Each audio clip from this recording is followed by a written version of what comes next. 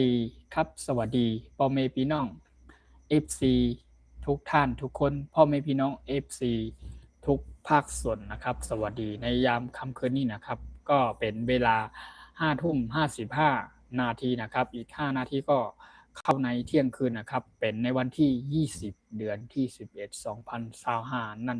เองนะครับ ก็วันนี้ก็ผมช่องไต้ฟู้ดชาแนลทำอาหารพื้นบ้านคนไต้นะครับวันนี้ก็ผมได้มีกับข้าวเมนูหลักสูตรพื้นบ้านคนไต้อีกแล้วนะครับวันนี้ก็มาในนามเมนูกับข้าวพื้นบ้านคนไต้ในยามค่ำคืนมื้อดึกนะครับมื้อดึกนั่นเองนะครับนั่นก็คือเรียกว่าเมนูที่ผมจะอธิบายนะครับว่ามีเมนูอะไรบ้างนะครับในวันนี้สุดเด็ดสุดอร่อยหลักสูตรเมนูพื้นบ้านคนไต้นะครับแล้วก็ยินดีต้อนรับพ่อแม่พี่น้อง FC กูก็กูโก้หมายว่าจะเป็นพี่น้องคนไทยหมายว่าจะเป็นพี่น้องคนเมืองหมายจะเป็นพี่น้องคนภาคส่วนไหนนะครับหรือพี่น้องคนไทยชาวไทยใหญ่ของเฮากูก็กูโก้หรือว่าทุกท่านทุกคนนั่นเองนะครับก็ยินดีต้อนรับได้เข้าสู่ช่องไต้ฟู้ดชาแนลทำอาหารพื้นบ้านคนไต้นะครับไม่ว่าจะเป็นทุกๆครั้งที่ผ่านมาในขนาดเวลานี้ก็เช่นกันนะครับยินดีต้อนรับและขอบคุณจากพ่อแม่พี่น้อง FC ทุกภาคส่วนเนาะถ้ามีเวลาก็เข้ามาเยี่ยมชมเป็นกำลังใจให้ในช่องไต้ฟู้ดชาแนลทำอาหารพื้นบ้านคนไต้หรือว่าช่องไต้เฮ็ดข้าวผักนะครับเนาะไม่สูงคุกก็ข้าวไม่สูงสวัสดีพ่อแม่พี่น้อง FC ต่างชาติด้วยเนาะโอเค hi everyone hi my name is one for tonight I come to see you my FC everyone for again tonight I have something food นะครับก็มีในอันนี้ this menu นะครับ for tonight นะครับเมนูก็เรียกว่าย่าขมมะเขือนั่นเองนะครับจากในวันนี้ก็จะเป็นเมนูพื้นบ้านคนใต้หรือว่าเรียกชื่อว่ายาขมมะเขือนั่นเองนะครับยาขมมะเขือว่าส่วนประกอบวัตถุดิบว่ามีอะไรบ้างจะต้องเตรียมอะไรบ้างใส่อะไรบ้างนะครับผมจะมาอธิบายให้พ่อแม่พี่น้อง FC everyone ทุกท่านทุกคนได้มาเข้าใจได้มาเรียนรู้หรือว่าได้มารู้จักกับข้าวเมนูพื้นบ้านคนไต้อีกเยอะแยะมากมายนั่นเองนะครับวันนี้ก็มาในสุดเด็ดสุดเมนูอร่อยแน่นอนครับอย่างวันนี้ครับผมจะยกตัวอย่างเมนูยาขมมะเขือนะครับยาขมผมจะยกตัวอย่างยาขมก่อนนะครับอันนี้ก็คือยาขมนะครับมาอันนี้ก็จะเป็นหญ้าขมนั่นเองนะครับหญ้าขมนั่นก็คือจะเป็นใบไม้อีกชนิดหนึ่งนะครับเป็นใบไม้ที่จะต้องหาตามป่าตามเขาบนดอยนะครับมันไม่ใช่มีขายทั่วไปนะครับแบบนี้นะครับนั่นก็คือผมจะทำเมนูที่ว่าขึ้นชื่อว่าหญ้าขมคือตัวนี้นะครับหญ้าขมคือตัวนี้เนาะหญ้าขมเนาะอันนี้โอเคหญ้าขมอร่อยสุดเด็ดสุดยอดครับเมนูวันนี้เนาะครับแล้วก็มะเขือนะครับหญ้าขมมะเขือนี่ก็ตามด้วยมะเขือนั่นเองครับมะเขือเจ้าพระยานะครับมะเขือม่วนกันเนาะพี่น้องคนใต้ในห้องมะเขือม่วนค่ะหญ้าขมมะเขือโอเคมี2เนาะ1 2นะครับแล้วก็จะมีทั้งอย่างทั้งอาจจะใส่ถั่วแตบนะครับเนาะอันนั้นก็เป็นถั่วแตบนะอันนี้ก็จะใส่ถั่วแตบลงไปกันเนาะถั่วแตบยาขม3มิลเนาะ1 2 3 3มิลนะครับแล้วก็จะมีทั้ง เห็ดหูหนูนะครับพี่น้องคนใต้เขาเรียกว่าเห็ดหินหูนะครับเนาะนี่เห็ดหูหนูเนี่ยเป็นลักษณะประมาณนี้อันนี้ล้างน้ำสะอาดเรียบร้อยผมจะต้องก่อนที่ผมจะไปปรุงหรือว่าใส่ลงไปในหม้อต้มลงไปในหม้อนั่นเองนะครับก็จะต้องหั่นชิ้นที่มันไม่ค่อยดีเนี่ยหั่นออกแล้วหั่นเป็นชิ้นเล็กๆนิดนึงนะครับโอเคในส่วนของอันนี้ก็เป็นเห็ดหูหนูหรือว่าเห็ดหินหูนะครับเนาะอันนี้ก็จะเป็นใส่ปลาแห้งลงไปด้วยนะครับเป็นปลาแห้งไร้ก้างนะครับก็มีกลางมันปลานะครับปลาแล้วก็มีถั่วเน่าถั่วลิสงนี่คือถั่วลินแดงนั่นเองนะครับจะน่าจะคั่วกับถั่วเน่ากินนะครับโอเคแล้วก็จะมีทั้งส่วนประกอบวัตถุดิบนะครับว่าดูว่ามีอะไรบ้างเนาะโอเคอันนี้ก็จะเป็นต้นหอมต้นหอมไม่ใช่ผักชีฝรั่งนั่นเองครับผักชีฝรั่งนะครับอันนี้เนาะแล้วก็นี่เป็นต้นหอมนะครับอันนี้ต้นหอมแล้วก็นี่เป็นต้นผักชีนะครับแล้วมะเขือเทศแล้วก็มีหอมแดงนะครับหอมแดงแล้วก็มีขิงก็จิงเจอนะครับขิงพี่น้องชาวฝรั่งอังกฤษของเขาจิงเจอแล้วก็มีพริกแล้วก็มีตะไคร้เนาะอันนี้ตะไคร้กับตะไคร้หอมในตะไคร้นี่ยกมาให้ดูใกล้ๆเลยตะไคร้ค่ะเนาะตะไคร้โอเควัตถุดิบส่วนประกอบก็มีดังนี้นะครับแล้วก็ แล้วก็จะมีทางอันนี้ครับอันนี้คืออันนี้จะเป็นของหนังนะครับของหนังนี่ก็คือนะครับของหนังนี่จะเป็นแบบนี้ของหนังนี้นี่อันนี้เป็นทำมาจากหนังวัวหรือหนังควายนั่นเองนะครับอันนี้เป็นหนังแห้งนะครับโครงหนังนี่มันค่อนข้างจะทำยากหน่อยนะครับไม่ใช่แบบว่าทำแบบง่ายๆนะครับอันนี้ก็จะต้องขูดเอาเฉพาะหนังนะครับขูดเอาเฉพาะหนังวัวหนังควายที่เป็นหนังอ่อนๆข้างในแล้วก็สามารถตากแห้งนะครับแข็งนะครับก่อนที่ผมจะไปปรุงเป็นเครื่องเป็นเมนูนะครับเมนูที่ผมเรียกว่ายายาขมเนาะอันนี้ยาขมแล้วก็มีนะครับมะเขือนะครับมะเขือแล้วก็พองหนังนะครับอันนี้เป็นเมนูสุดที่เรียกชื่อเดียวกันนะครับยาขมมะเขือพองหนังนั่นเองนะครับโอเคแล้วก็จะมีรากชูนี่ก็สามารถหั่นหรือซอยใส่ลงไปนิดหนึ่งได้นะครับแล้วก็จะใส่หนังปองนะครับหนังปองในหนังปองนี่ก็จะใส่หนังปองลงไปได้หนังปองนั่นเองนะครับโอเคในส่วนของวันนี้ก็จะเป็นหลักสูตรเมนูพื้นบ้านคนไต้นะครับไต้เมนู people everyone welcome to in my Thai food channel ทำอาหารพื้นบ้านคนไต้ welcome to นะครับ everyone นะครับเข้ามาเป็นแห่งอกแห่งใจเป็นกำลังใจให้ผมในช่องไต้เฮ็ดข่าวภาคนั้นและใหม่ซุงกูก็กาใหม่ซุงปอมีพี่น้อง FC ทุกภาคส่วนนะครับไม่ว่าจะเป็นพี่น้องทางภาคใต้ก็ดีทั้งพี่น้องทางภาคกลางก็ดีพี่น้องทางภาคเหนือแล้วก็โดยเฉพาะพี่น้องอีสานของเฮาก็ดีนะครับและพี่น้องคนไทยพี่น้องคนเมืองคนเหนือของเฮาเนาะรวมถึงพี่น้องคนใต้ชาวไทยใหญ่ก็ใหม่ซุงกายินดียินจมกูก็ขาบ่มีพี่น้อง FC พี่น้องใต้กูก็กูคนโอเคเรามาเริ่มทำเรื่องไส้ผักกันเลยว่ามีอะไรบ้างผักทุกอย่างที่ผมวางตรงบริเวณหรือว่าที่บนถาดบนโต๊ะนี้นะครับผมล้างสะอาดเรียบร้อยนะครับหลังจากนั้นผมก็จะมาไส้อะไรก่อนเตรียมอะไรก่อนนะครับมาดูกันนะครับพ่อแม่พี่น้อง FC ทุกท่านทุกคนไปผมจะไปไส้อันนี้ก่อนนะครับไส้อันนี้ก่อนโถแตบนะครับอันนี้พี่น้องคนใต้ห้องว่าโถแตบค่ะเนาะอันนี้โถแตบโอเคผมจะไส้โถแตบนะครับใส่ตัวแตบแป๊บนึงใส่ตัวแตบค่ะเนาะพอมาพี่น้องกูก็ค่ะเดี๋ยวใส่ตัวแตบนะก่อนอื่นนะครับก็จะต้องอันนี้ก่อนจะต้องเขาเรียกว่าอะไรจะต้องแช่พองหนังไว้ก่อนนะครับอันนี้พองหนังค่ะเนาะอันนี้พองหนังผมจะแช่น้ำไว้นะแช่น้ำไว้อันนี้ผมพองหนังนะครับพองหนังให้ผมแช่น้ำทิ้งไว้นะครับจะต้องแช่ไว้แช่น้ำไว้ก่อนของหนังแช่น้ำโอเค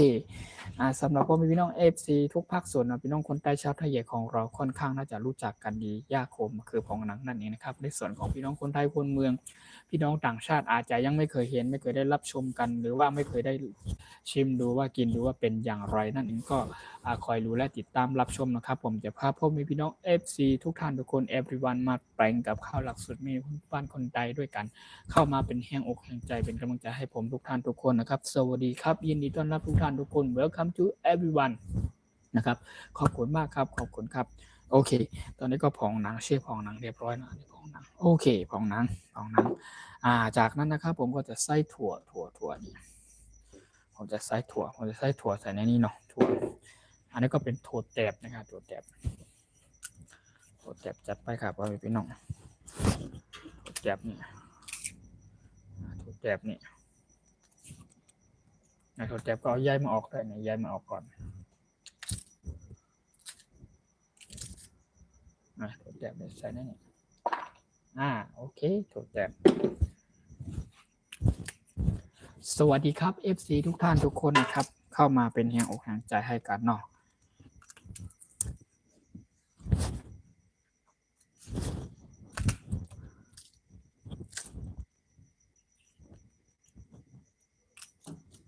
ถั่วแตบ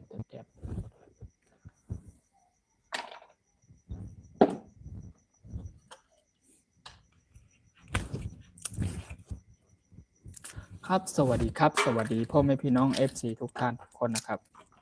แล้วก็ผมใส่ถั่วแตบเนาะดีค่าเจ๊ใหญ่โอ้ครับได้แล้วครับโอเคเนี่ยอันนั้นเป็นถั่วเนาะอันนั้นเป็นถั่วพี่น้องคนใต้หรือชาวไทยใหญ่ของเขาเรียกว่าถั่วแตบนะครับพี่น้องคนไทยคนเมืองเรียกว่าถั่วอันหยังถั่วอิหยังหรือว่าถั่วอะไรนั่นเองครับ this English what is it what do you say พูดว่าไงเนี่ยแล้วพูดว่าอะไรwhat is it English ผมก็ไม่รู้นะครับถั่วพี่น้องคนใต้เรียกว่าถั่วแตบนะครับเนาะ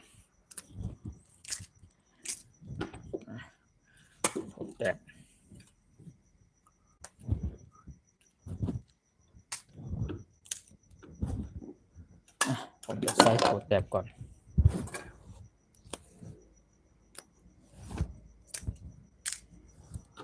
อันนี้เป็นกับข้าวหลักสูตรเมนูพื้นบ้านคนไทยนะครับอร่อยแน่นอนชัวร์เลยครับผมสำหรับ FC ท่านไหนที่ยังไม่เคยได้รับชมไม่เคยได้กินกันมาลองดูจัดไปพอไม่พี่น้อง FC กูก็กูกนยินดีต้อนรับ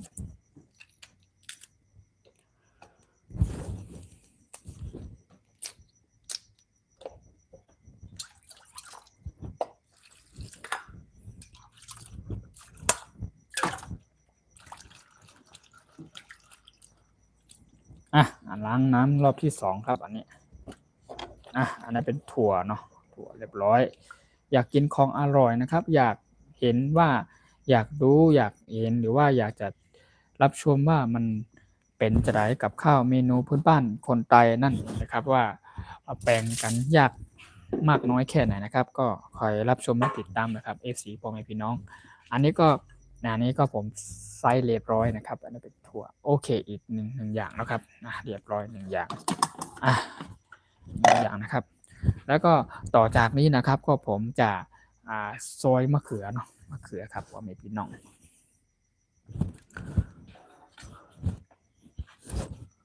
มะเขือครับพ่อแม่พี่น้องค่ะเนาะมะเขือ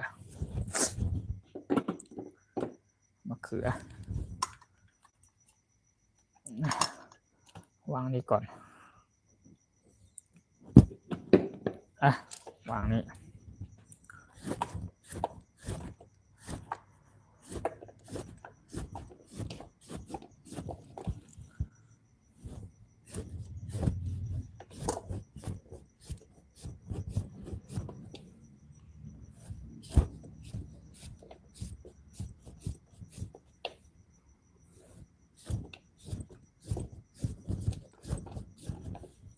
อันนี้เป็นมะเขือเจ้าพระยาเนาะมะเขือเจ้าพระยา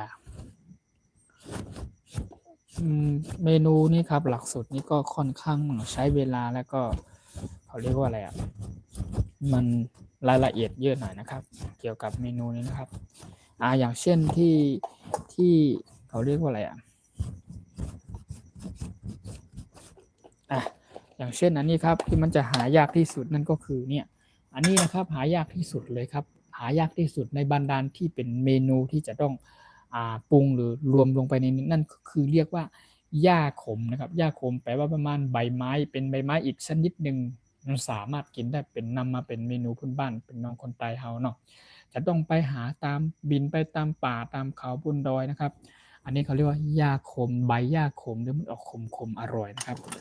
นี่แหละที่ผมเรียกว่าเมนูพื้นบ้านคนไทยนั่นก็คือชื่อเดียวกันนะครับหญ้าขมมะเขือแล้วก็พองหนังนี่ครับพองหนังก็นี่เนาะพองหนังด้วยกันเนาะพอมีหนังหญ้าขมมะเขือพองหนังนะครับอันนี้พองหนังคือมันเป็นชื่ออันนี้แหละชื่อเมนูนี้ครับหญ้าขมมะเขือพองหนังชื่อนี้เลยนะครับแล้วก็จะมีปลาแห้งนะครับใส่ปลาแห้งด้วยสุดยอดพี่น้องไตก็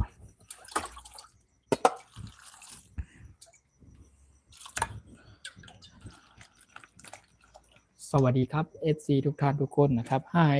everyone welcome to my Thai food channel ทำอาหารพื้นบ้านคนไทย Thank you very much Thank you for you comment ขอบคุณจากการคอมเมนต์ขอบคุณจากการกดไลค์กดแชร์ติดตามเข้ามาเป็นกำลังใจให้นะครับผมมีพี่น้อง FC ทุกท่านทุกคนนะครับผมช่องไต้ฟู้ดชาแนลทำอาหารพื้นบ้านคนไทยยินดีต้อนรับพ่อมีพี่น้อง FC ทุกภาคส่วนนะครับโอเคอันนี้ในส่วนของอันนี้ก็อันนี้มะเขือเนาะมะเขือนี่ซอยเรียบร้อยแล้วครับน้องมะเขือนี่ล้างน้ำรอบที่2รอบที่3แล้วอันนี้โอเคผมก็ซอยเรียบร้อยต่อจากนี้นะครับต่อจากนี้ก็จะเป็นเห็ดหูหนูนะครับเห็ดหูหนูนะครับอันนี้เป็นเห็ดหูหนูเนาะเห็ดหูหนูเพราะมีพี่น้อง FC ทุกท่านทุกคนน่ารู้จักกันเนาะเป็นเห็ดปิ่นหูนะครับเนาะเห็ดปิ่นหูนะผมก็จะซอยมันเล็กๆนิดนึงใหญ่ไปเนาะโอเคมันใหญ่ไปวางไว้นี้ก่อน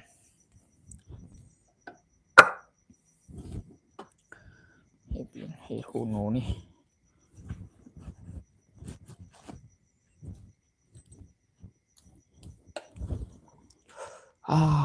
สุดยอด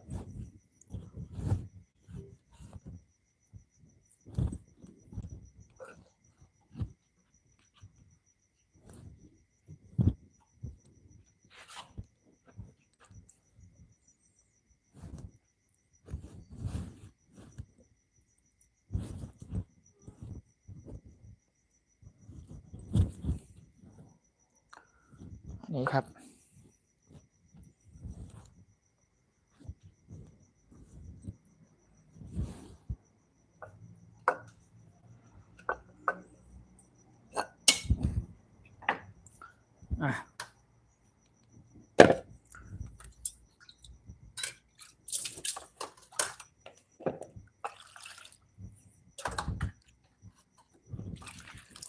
นั่นก็เป็นเห็ดหูหนูค่ะเนาะเนี่ย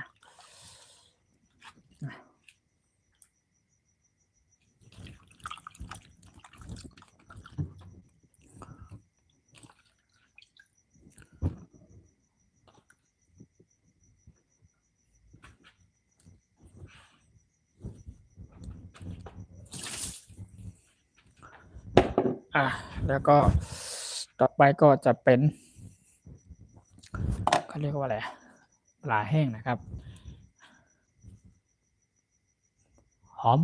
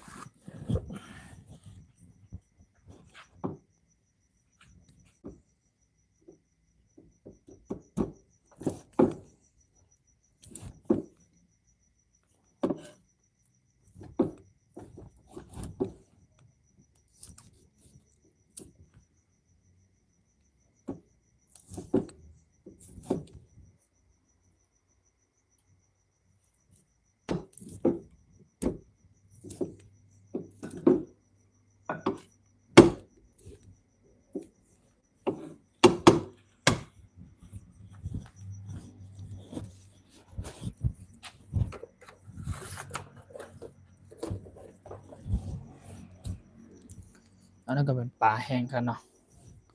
นี่ปลาแห้งอันนี้เป็นปลาแห้งอันนี้ก่อน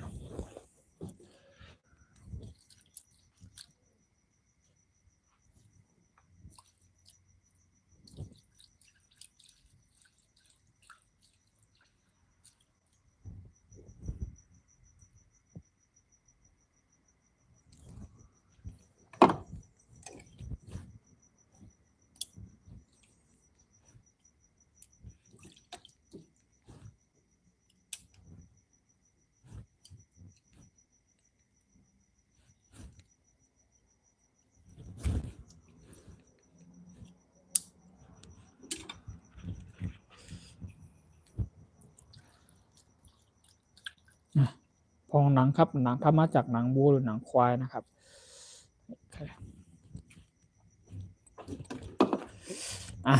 ต่อจากนี้นะครับผมก็จะเรียกเลยผมก็จะไอหั่นขิงตะไคร้เนาะ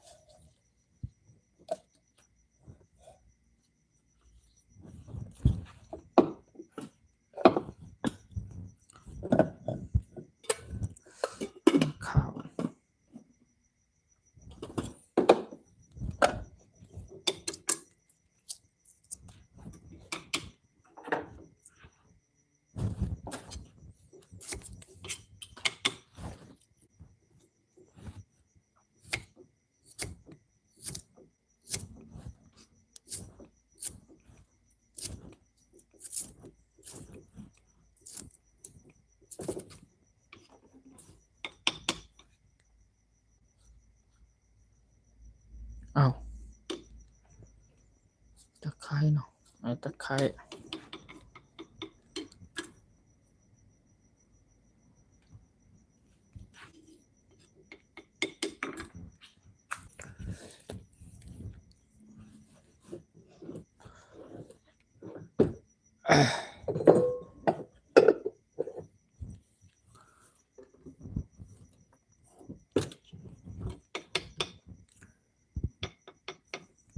หอมแดง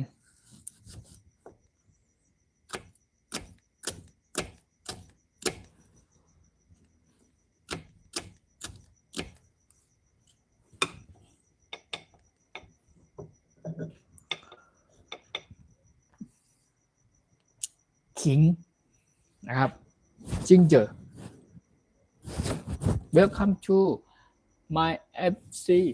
everyone follow and welcome to in my Thai food channel ทำอาหารพื้นบ้านคนไทยครับ everyone อันนี้ก็เป็นขิงจิงเจอคือขิงค่ะเนาะ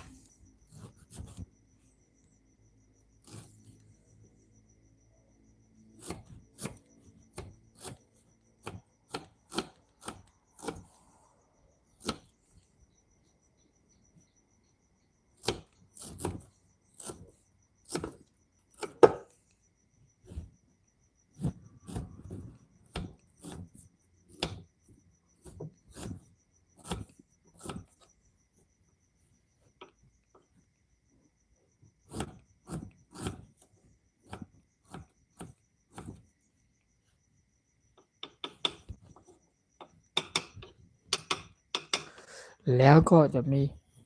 พริกเนาะพริก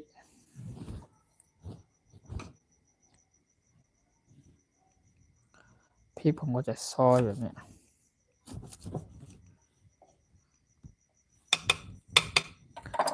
ผมจะยกให้ดูใกล้ๆเลยนะครับอันนี้ก็เป็นตะไคร้แล้วก็พริกแล้วก็หอมแดงแล้วก็ขิงนะครับโอเคหอมแดงตะไคร้ขิง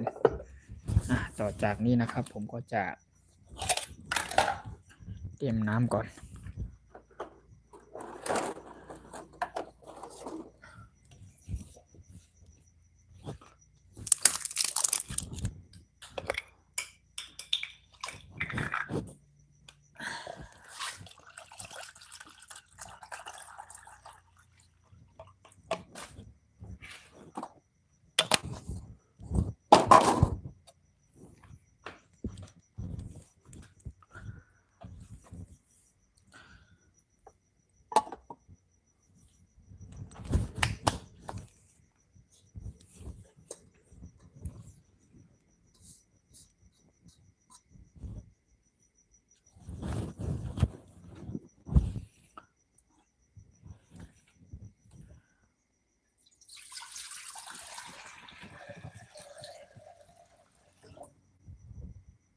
จัดไปพ่อแม่พี่น้อง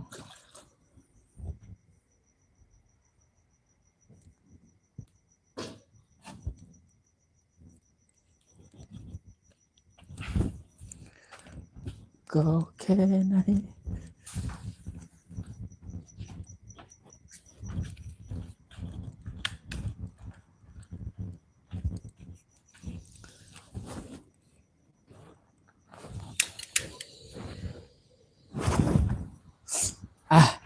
สำหรับวันนี้นะครับก็เป็นเมนูที่เรียกว่าย่าคมมะเขือนะคะเนาะย่าคมมะเขือพื้นบ้านพี่น้องคนใต้เนี่ยค่ะเนาะในส่วนของมะเขือเทศกับไอผักชีฝรั่งนะเดี๋ยวค่อยซอยเนาะโอเคค่อยซอยอีกทีนึงขอดื่มน้ำก่อนไม่ไหวละ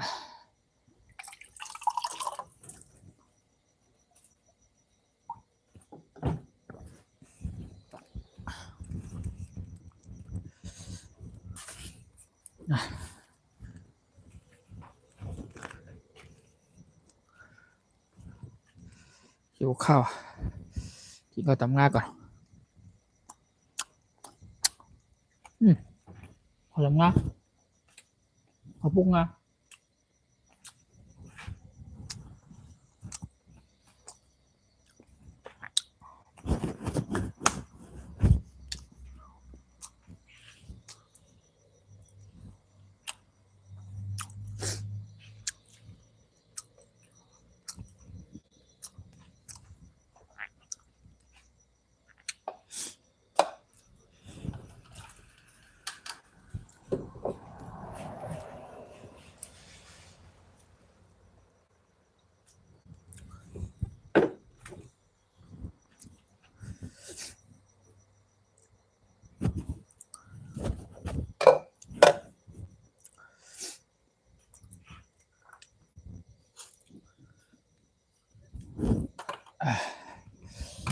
ขอวางนี่ก่อน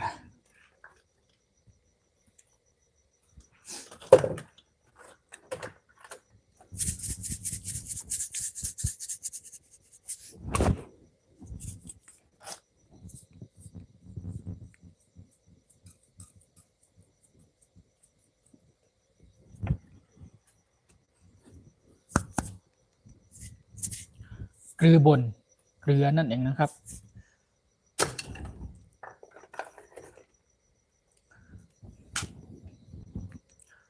ผงรสดี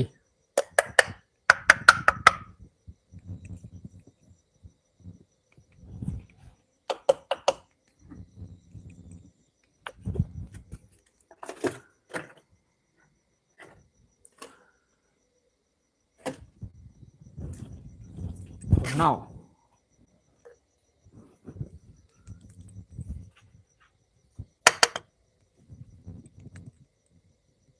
ถั่วเน่า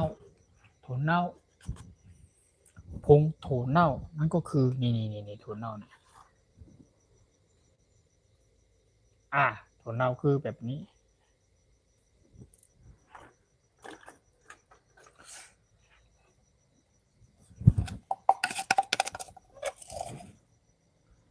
น้ำตาลทรายแดง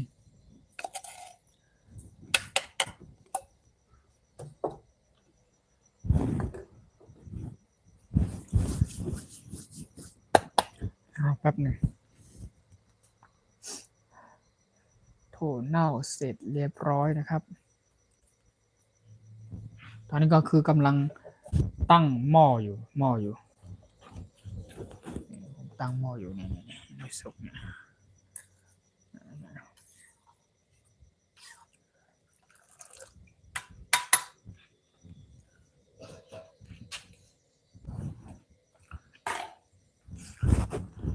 เฮ้ยสุดยอดขอบคุณครับขอบคุณจากพ่อแม่พี่น้อง FC ทุกท่านทุกคนนะครับขอบคุณมากครับ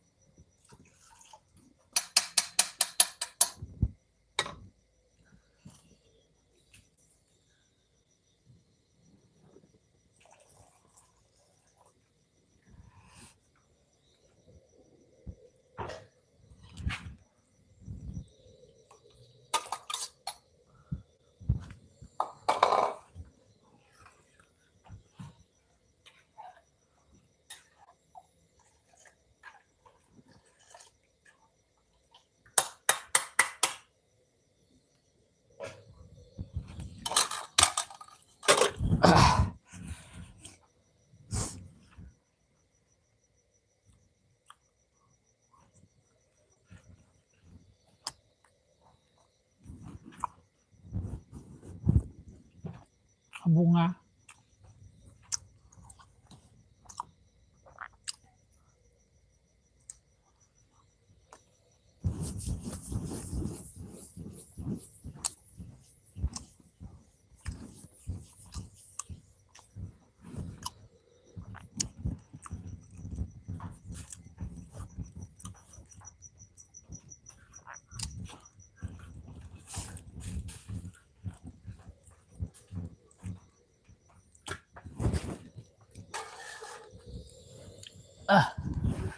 เดี๋ยวเพิ่มตะไคร้อีกนิดหนึ่งตะไคร้น้อยไป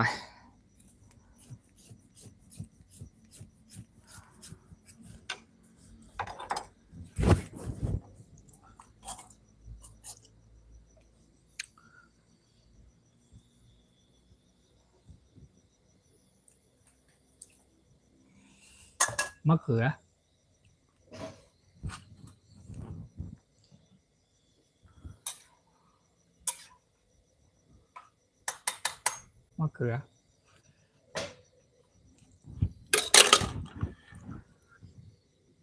ปิดฝาไว้ก่อน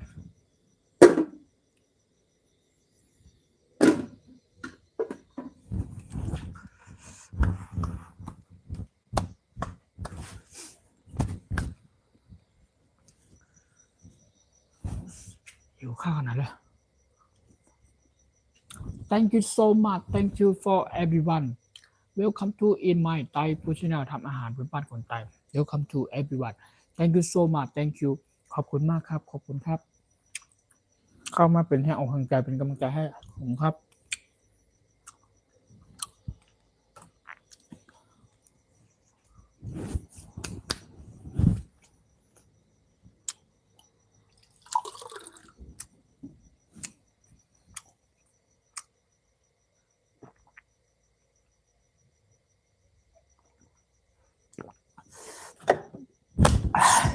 สุดยอด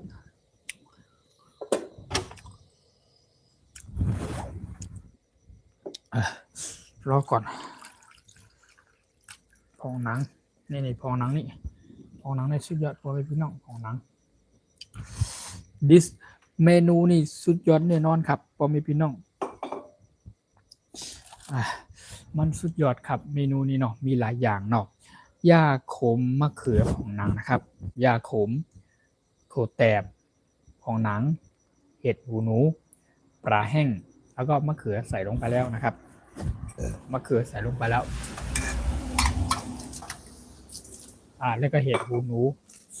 แล้วก็หนังฟอง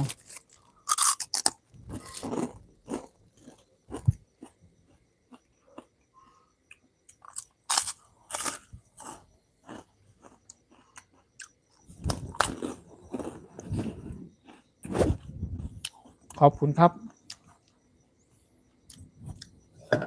มันจะมีคลิปวิดีโอหรือว่าที่ผมได้อัปโหลดลงไปไว้มีทางคนเฒ่าผู้ชำนาญการทำอาหารบ้านคนใต้ของเราเนาะเพื่อน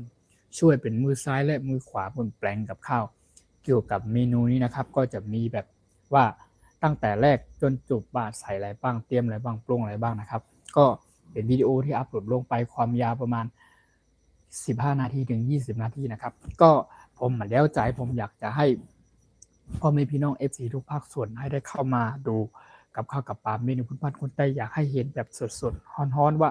เมนูที่ว่าเรียกว่าชื่อย่าขมมะเขือนี่มันแปลงจะได้ต้มจะได้แกงยังไงหุงยังไงนั่นเองนะครับก็อยากให้พ่อแม่พี่น้อง FC ทุกภาคส่วนได้เข้ามาเห็นได้มารับชมกันนั่นเองนะครับสวัสดีครับขอบคุณครับสวัสดีครับใหญ่ๆโอเคนะครับตอนนี้ก็ผมมะเขือใส่ลงไปเนาะอันนี้มะเขือ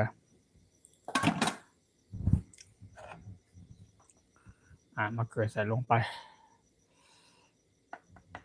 ใส่มะเขือลงไปใจเย็นๆก็ไม่มีน้องใจเย็นๆเนาะตอนนี้ใส่มะเขือลงไปนะครับใส่มะเขือลงไปแล้วต่อไปก็คือจะใส่เขาเรียกว่าอะไรถั่วแตบนะครับเนาะใส่ถั่วนี่ลงไปถั่วดีไซน์เนี่ยใส่ลงไปปุ๊บโอ้สุดยอดครับเป็นหลักสูตรเมนูพื้นบ้านคนไทยแต่เนาะนั่นแหละ100%ครับผม100%ครับแล้วก็ปิดฝาไว้ก่อนใจเย็นๆใจเย็นๆสุดยอดใจเย็นพ่อแม่พี่น้อง FC ทุกท่านทุกคน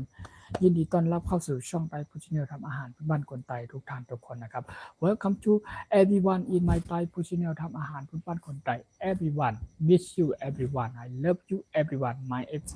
ทุกท่านทุกคนล้วนย่อมเป็นที่รักของช่องไต้พุชเนลทำอาหารพื้นบ้านคนไทยทุกท่านทุกคนนะครับขอบคุณมากๆจาก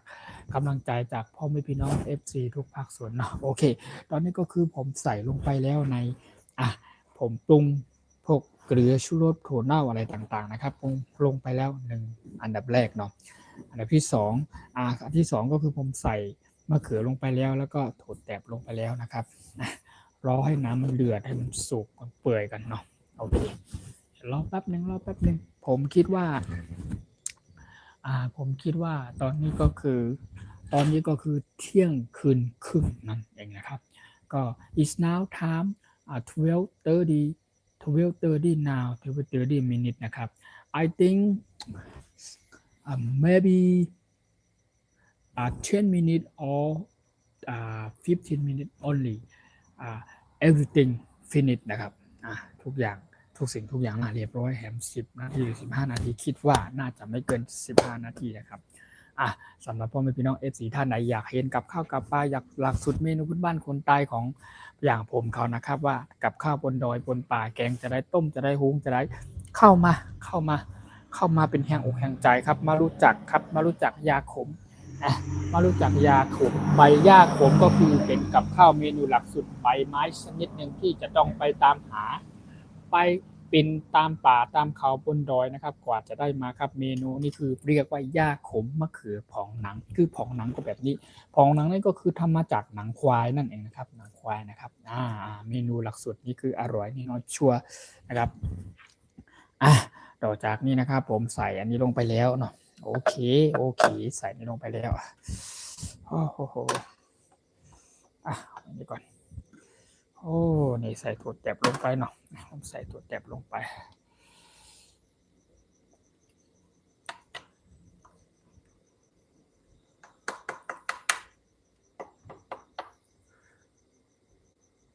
ยังต่อไปก็ผมจะใส่เห็ดหูหนูปลาแห้งหรือค่อยใส่แป๊บหนึ่งใส่เห็ดหูหนูลงไปอยากกินเมนูกับข้าวพื้นบ้านคนไทยอร่อยจะต้องใจเย็นๆนะครับเข้ามาติดตามรับชมปุ๊บเห็ดหูหนูใส่ลงไปครับพอไม่พี่น้อง FC นี่เห็ดหูหนูใส่ลงไปแป๊บหนึ่งแล้วก็ใจเย็นๆนะครับหลังจากที่ผมใส่มะเขือลงไปใส่ถั่วแตบลงไปใส่เห็ดหูหนูด้วยเห็ดหูลงไปนะครับผมก็จะปรุงด้วยเครื่องขิง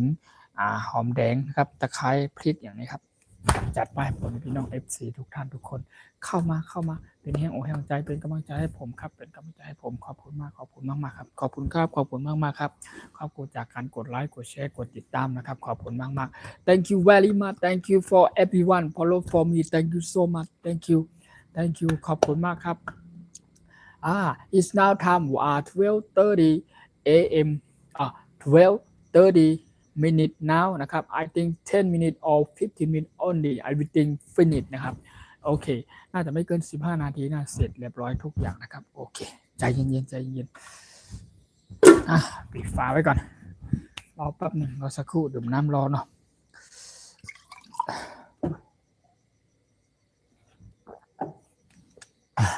ตอนนี้ก็คือ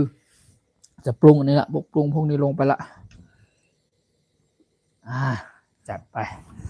ผมไม่พี่น้องกูก็ช้อนอยู่ไหนแล้วเนี่ยใช้ช้อนดีกว่า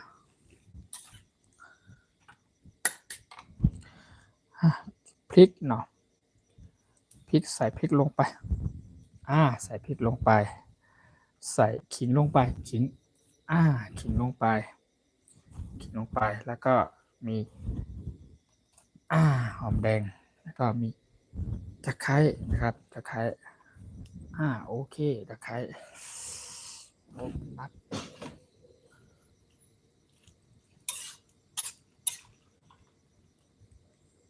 มันนักเหมือนกันเนี่ย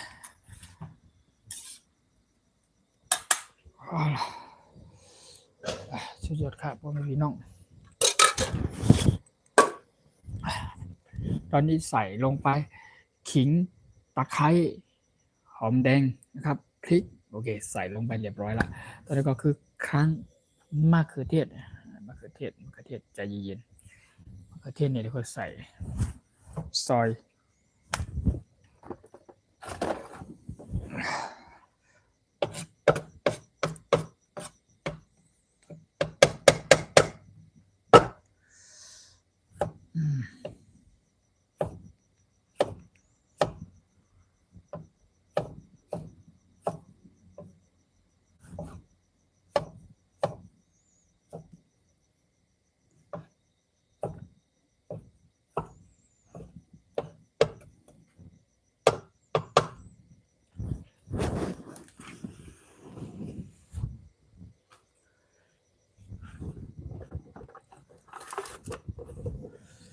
ครั้งมะเขือเท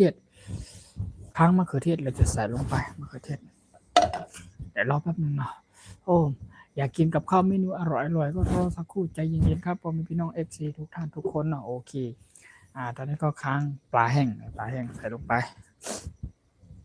ปลาแห้งก่อนเราจะใส่มะเขือเทศก่อนแล้วค่อยตามด้วยปลาแห้งนะครับปลาแห้งไร้ก้างนั่นเองครับจากนั้นก็ผองหนังครับผองหนังเสร็จปุ๊บแล้วก็จะซอยอันนี้ใส่นิดนึงไอ้ก็จะซอยใส่อยู่อันนี้ต้องเยอะ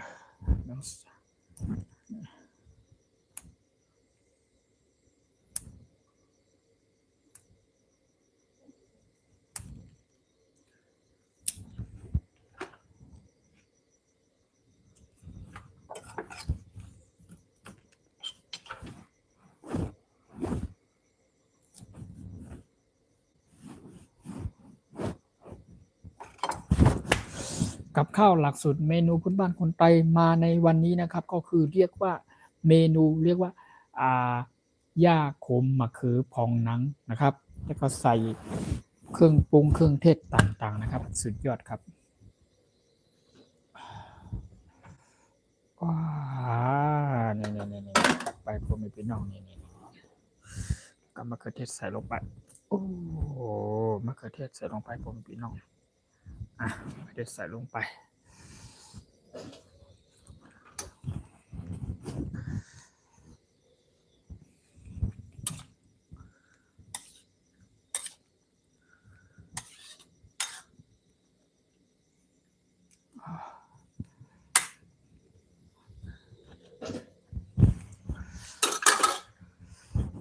ข้างปลาแห้งสุดยอดปอมีพี่น้อง FC ทุกท่านทุกคนนะครับก็จะเขาเรียกเราว่า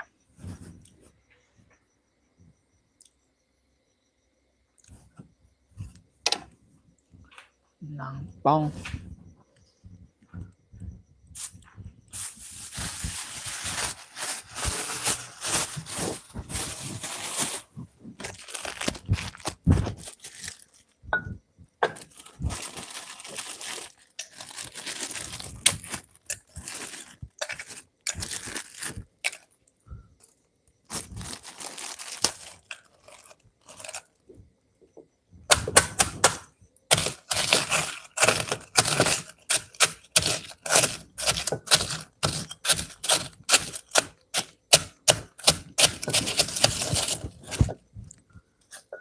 หนังป้อง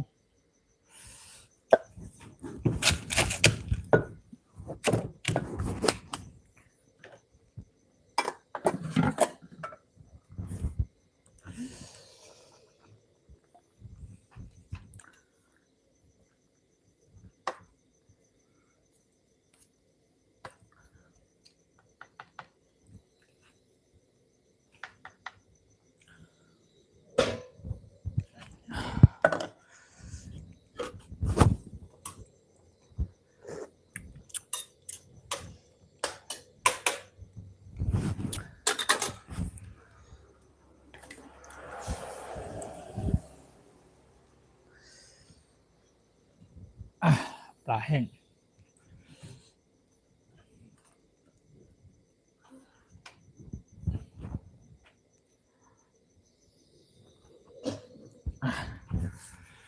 มะเขือพองหนังย่าขมนะครับ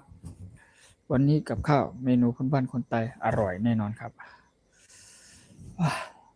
กว่าจะได้กินก็ใช้เวลาหน่อยนะครับโอ้สุดยอดเลยพ่อพี่น้อง FC อันนี้ผมจะไปทอดผมจะนำไปทอดกรอบนะครับนำไปทอดกรอบตัวเน่าก็รับไปเป็นคนใต้เนาะคนใต้ชอบกินเนี่ยแผ่นใหญ่ๆเลยแล้วก็มีถั่วลิสงด้วยถั่วลิสงแล้วก็จะคั่วหรือทอดนี่นะครับยาขมแป๊บนึง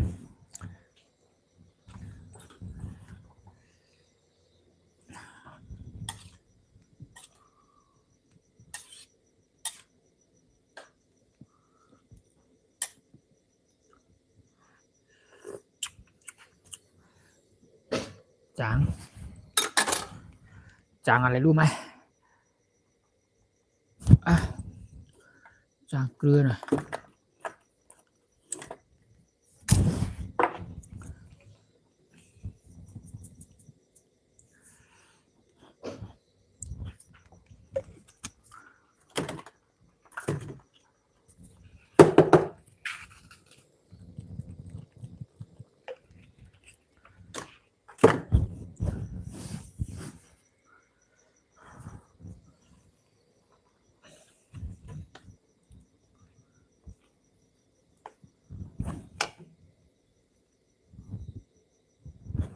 ใส่มิชูนะต่อไปนะครับก็จะใส่ผงหนังหลังจากที่ผมใส่ผงหนังเรียบร้อยผมก็จะมีน้ำมันนะครับน้ำมันหยดลงไปนิดหน่อยนะครับน้ำมันหยดลงไปนิดหน่อยก็ซอยต้นหอมหรือผักชีฝรั่งนะครับแล้วก็มีหนังปองด้วยหนังปอง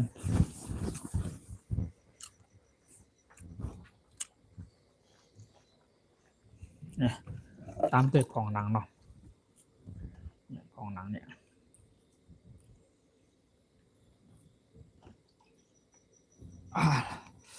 สุดยอดครับพ่อแม่พี่น้อง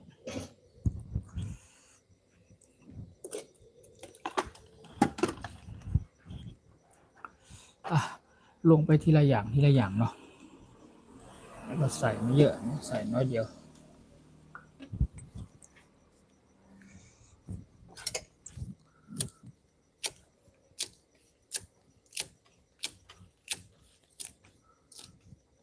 ผักชีฝรั่งซอยต้นหอมซอย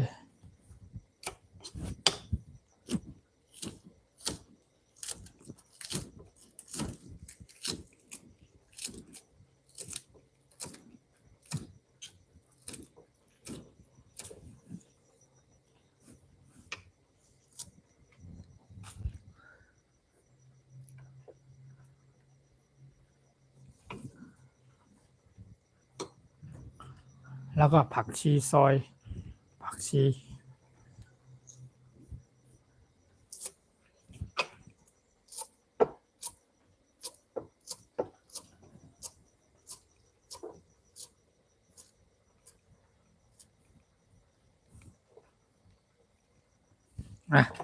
ตอนนี้ก็คือ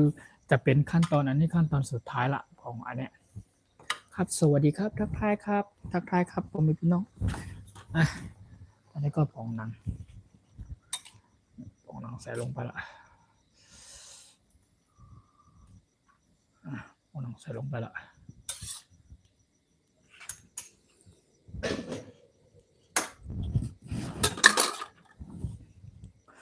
ใส่น้ำมันลงไปนิดหน่อย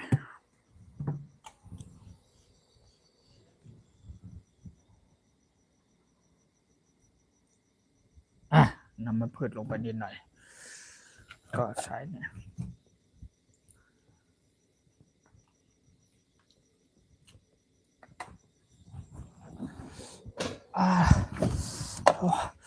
มันหนักมันโม่ใหญ่อ่ะมันเยอะเกินอ่ะโม่ใหญ่มากแล้วก็มันเยอะเกินนะครับเยอะเกินอร่อยมากๆพ่อแม่พี่น้อง FC ทุกท่านทุกคน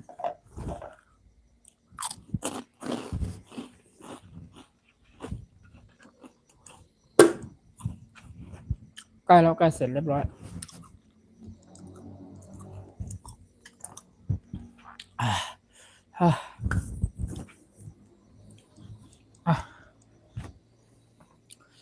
ตอนนี้ผมมันฮ้อน ไปหาอะไรมาลองก่อน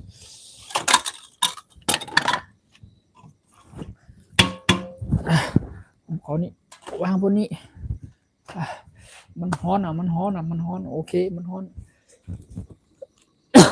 นะขอวางนี่ก่อนปุ๊บ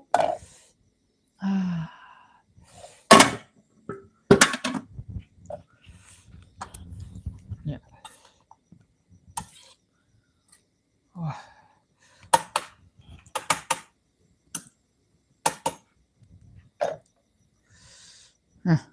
ผักชีฝรั่งใส่ลงไปต้นหอมผักชี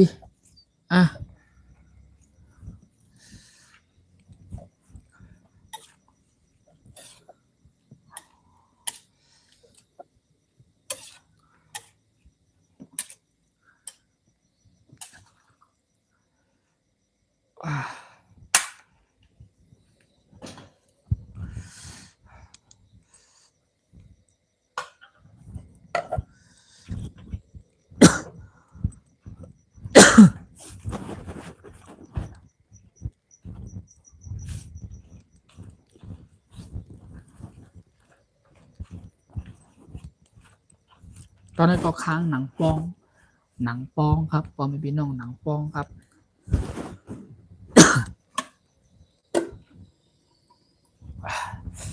ค้างหนังปองครับพอมีพี่น้อง FC ทุกท่านทุกคน thank you so much thank you for you comment thank you for you follow for me everyone welcome to in my Thai food channel ทำอาหารพื้นบ้านคนไทยนะครับขอบคุณมากครับขอบคุณจากพ่อแม่พี่น้อง FC ทุกภาคส่วน everyone coming so many people coming follow for me thank you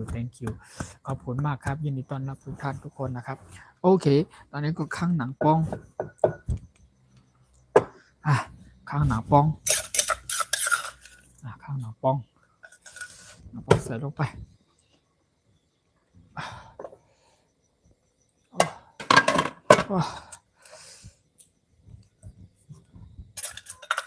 หนังป้อง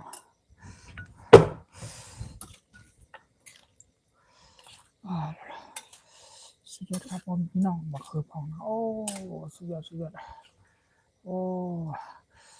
ข้างยาคมแฮมโอ้ข้างยาคม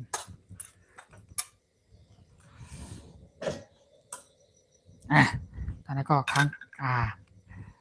เนี่ยข้างขั้นตอนสุดท้ายละข้างแค่นี้ยาคมจะเป็นยาคมแบบนี้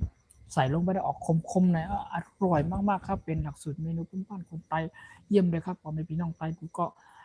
อยากให้ FC ทุกท่านทุกคนพอมีพี่น้องคนไทยคนเมืองคนภาคใต้ภาคเหนือภาคกลางภาคอีสานของเราโดยเฉพาะคนเหนือพี่น้องทุก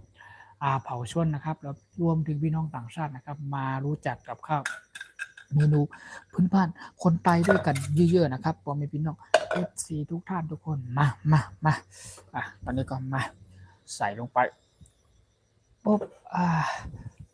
บสุดยอดพอมีพี่น้องตอนนี้ก็คือใส่ลงไปยาคมนี่ยาคมปุ๊บยาคมใส่ลงไปหลังจากใส่ยาคมลงไปเสร็จปุ๊บคนยาคมมะเขือยาคมมะเขือพองหนังครับเป็นกับข้าวหลักสูตรเมนูพื้นบ้านคนไทยเฮาเนาะให้ดูใกล้ๆเลยนี่ครับโอ้หวานปีใจครับสุดยอดครับพ่อแม่พี่น้องใต้กูก็ขานี่FC ทุกท่านทุกคนมาเตรียมถ้วยปุ๊บ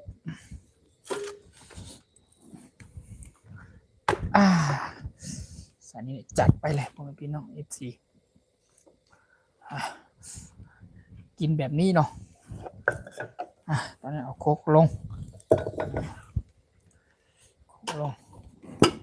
จะไปทอดโถดิทรงอยู่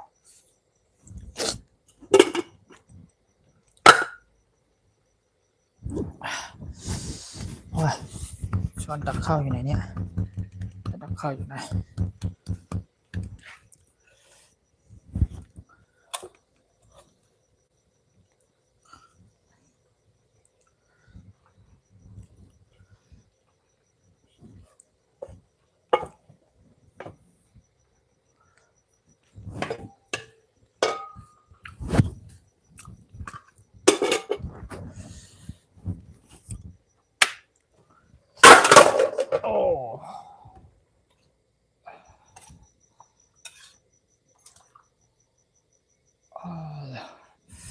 สุดยอดครับพ่อพี่น้องจัดไปครับจัดไปโอ้จัดไปพ่อพี่น้องดูกินไม่หมดกันเนี่ยคนเดียวนี่กินไม่หมดนี่น้องไม่ต้องกลัวที่จะขับรถไม่ลงใต้ผมตั้งใจ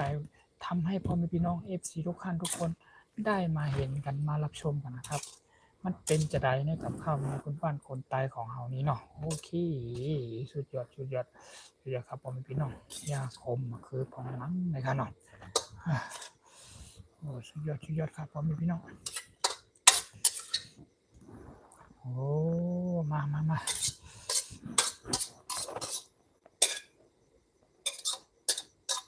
โอ้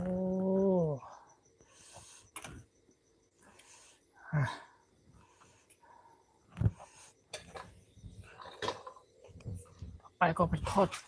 ดโถดิทรงจังไหน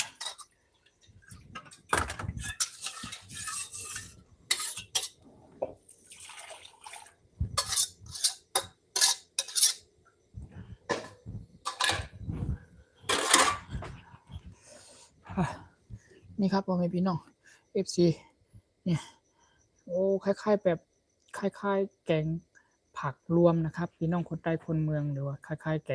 กงรวมนะผักรวมนะครับแต่พี่น้องคนใต้เขาเรียกว่ายาโคมมะเขือนะครับสุดยอดนะครับ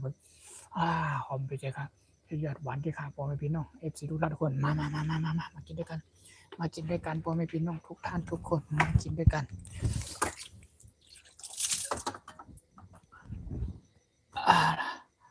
มากินกับปลาด้วยกันเนาะสุดยอด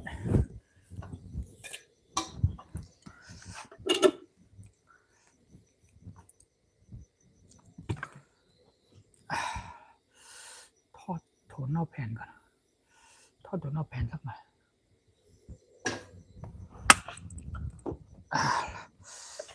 ช้อนก่อนช้อนตักข้าว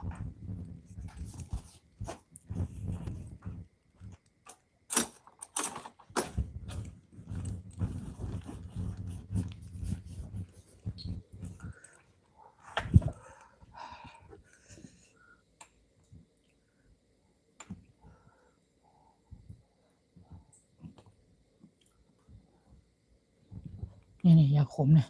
อันนี้ยาขมเนี่ยอันนี้เป็นยาขมขนม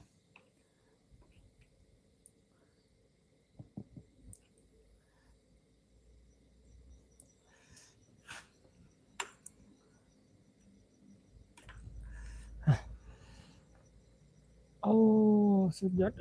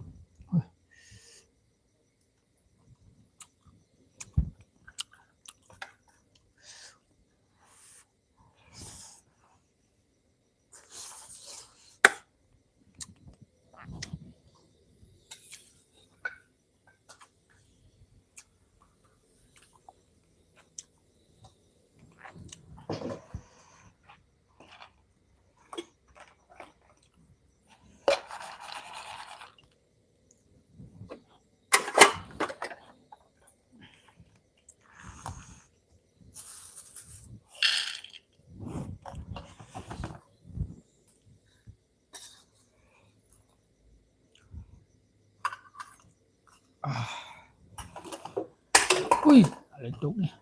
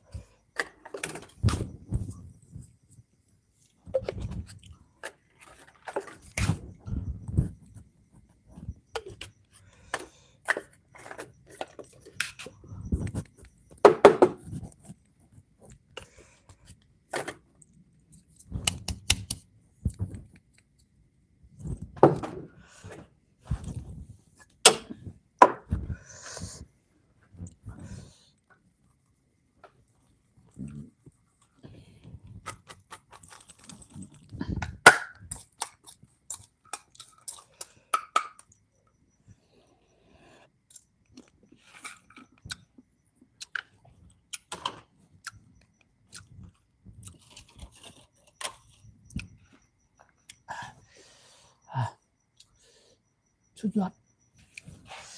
มากินข้าวด้วยกัน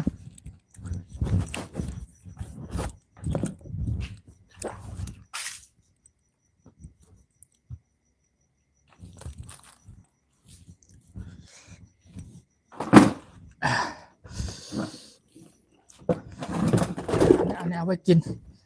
อันนี้ไว้กินผลไม้เนี่ย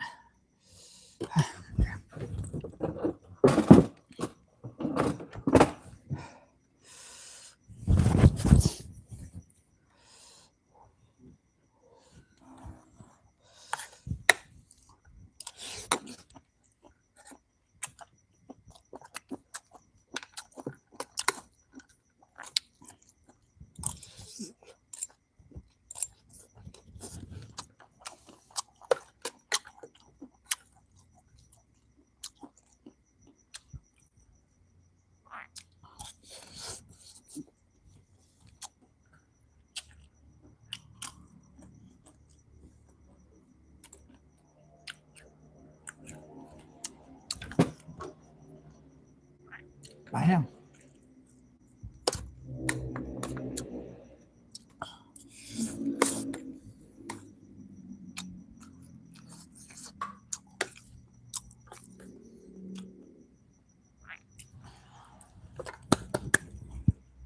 Thank you so much.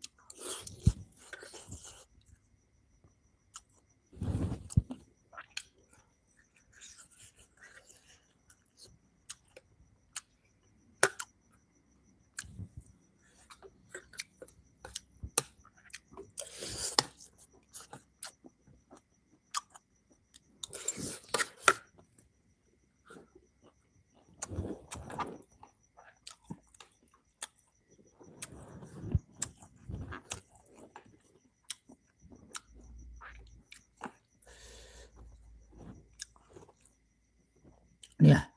ผงหนังนี่ที่บอกว่าทำจากหนังวัวหนังควายเนี่ยสุดยอด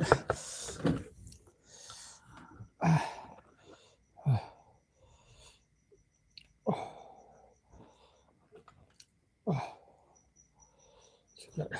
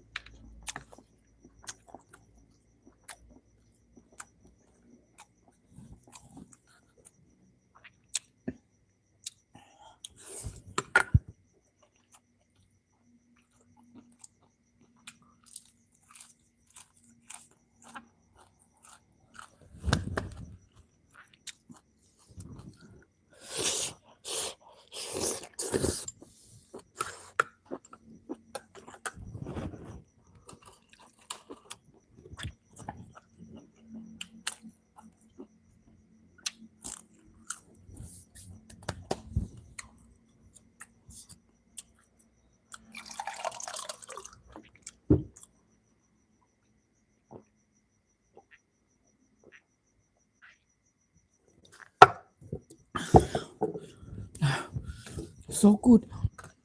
หวานแปลกใจแปลว่าอร่อยมากๆอร่อยมาก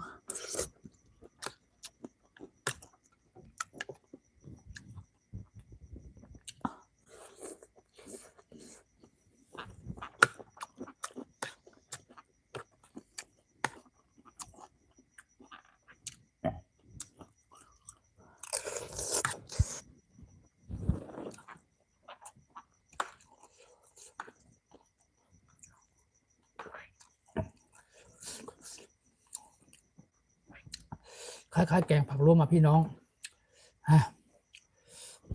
มากินข้าวน้ำกันเนอะทุกท่านทุกคนครับแต่ว่าอันนั้นเป็นเรียกว่าเมนูนี่คือเรียกว่ายาขมมะเขือนะครับใส่พองหนังครับพองหนังก็คือหนังควายแห้งนั่นเองนะครับก็คือเรียกว่าหลักสูตรเมนูพื้นบ้านคนไตนะครับเป็นเมนูพื้นบ้านคนไตไตเมนูพี่ปกไตเมนูนะครับ something เขาว่าเป็นข้าวผักคนใต้ในกันเนาะเป็นน้องคนใต้เขาว่าข้าวผักคนใต้เป็นยาคมมาคือหวานเป็นแจ๊ครับว่าพี่น้องก็ครับ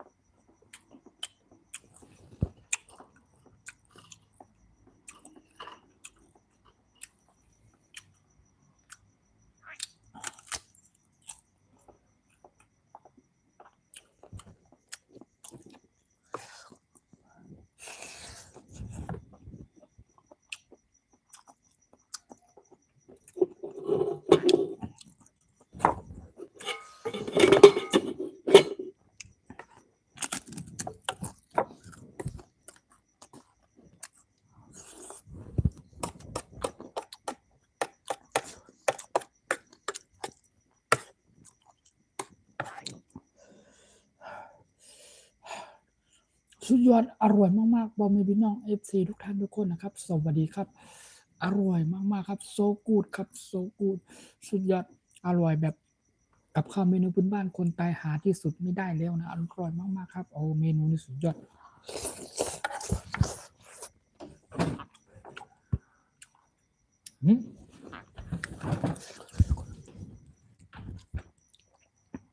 มีลาบแซ่บๆไหมโอ้มีลาบแซ่บๆไหมนะครับโอ้ลาบวันนี้ไม่มีลาบนะครับวันนี้มีแบบมีแบบนี้นะครับนี่ครับคล้ายๆแกงรวมนะครับคล้ายๆแกงเห็ดนะครับพี่น้องคนอีสานคนเมืองคนไทยเนาะแต่พี่น้องคนใต้เขาเรียกว่าเมนูนี้คือเรียกว่าย่าขมมะเขือพองหนังนี่พองหนังนี่หนังควายนะเป็นหนังควายลาบเดี๋ยววันหลังผมค่อยมาทำให้ดูนะครับผมจะถ้าไม่รู้แล้วไม่พอผมจะพาพวกพี่น้อง FC มากินให้ดูนะครับว่ามันเป็นแบบนะครับลาบแบบพี่น้องพื้นบ้านคนไทยลาบแบบพี่น้องคนไทยชาวไทยใหญ่ของเขาเนาะลาบยังไงจะมีซ่าเนื้อหมูซ่าเนื้อวัวซ่าเนื้อควายนะครับลาบควายลาบวัวลาบหมูนั่นเองนะครับโอเคเดี๋ยววันหลังผมจะมาทำให้ดูนะครับโอเควันนี้ก็กินผักกินอะไรไปก่อนแล้วก็ขอบคุณมากครับขอบคุณจากการคอมเมนต์ขอบคุณจากการกดไลค์กดแชร์เป็นกำลังใจให้เนาะนะครับขออนุญาตอ่านคอมเมนต์ก่อนเนาะขอบคุณมากครับน้ำตกก็อร่อยใช่แล้วครับน้ำตกก็อร่อยนะครับใช่แล้วน้ำตกก็อร่อยนะครับเป็นกับข้าวเมนูหลักสูตรที่ว่าพี่น้องทุกภาคส่วนชอบกินกันเป็นอย่างมากนะครับชอบนิยมกินกันเพราะมันอร่อยมันแซ่บนะครับแซ่บอีดีที่เขาว่านั้นเนาะน้ำตกก็อร่อยนะครับลาบหมูลาบวัวลาบควายลาบอีสานนี่ครับประมาณนี้กับข้าวลาบหมูลาบวัวลาบเป็ดลาบปลาดุกลาบอะไรต่างๆนะครับผมก็ทำเป็นนะครับทำเป็นได้หมดเลยนะครับเพียงแต่ว่าช่องโดยเฉพาะช่องนี้นะครับช่องผมช่องไตปูชินาทำอาหารพื้นบ้านคนไตส่วนมากก็จะมาในแนวกับข้าวเมนูพื้นบ้านคนไตนะครับทำแบบกับข้าวบนป่าบนดอยบนเขานะครับเป็นกับข้าวดังเดิมเมนูดังเดิมของพี่น้องคนไตชาวไทยใหญ่ของเรานั่นเองนะครับส่วนมากนะครับโอเคขอบคุณมากอย่างไรก็ขอบคุณจากพี่น้องและจาก FC ที่คอมเมนต์เข้ามาเป็นกำลังใจให้เนาะขอบคุณมากครับขอบคุณมากครับที่มาเยี่ยมชมเป็นกำลังใจให้คอมเมนต์เข้ามาเป็นแห่อกแห่งใจกันเนาะโอเคขอบคุณมากครับ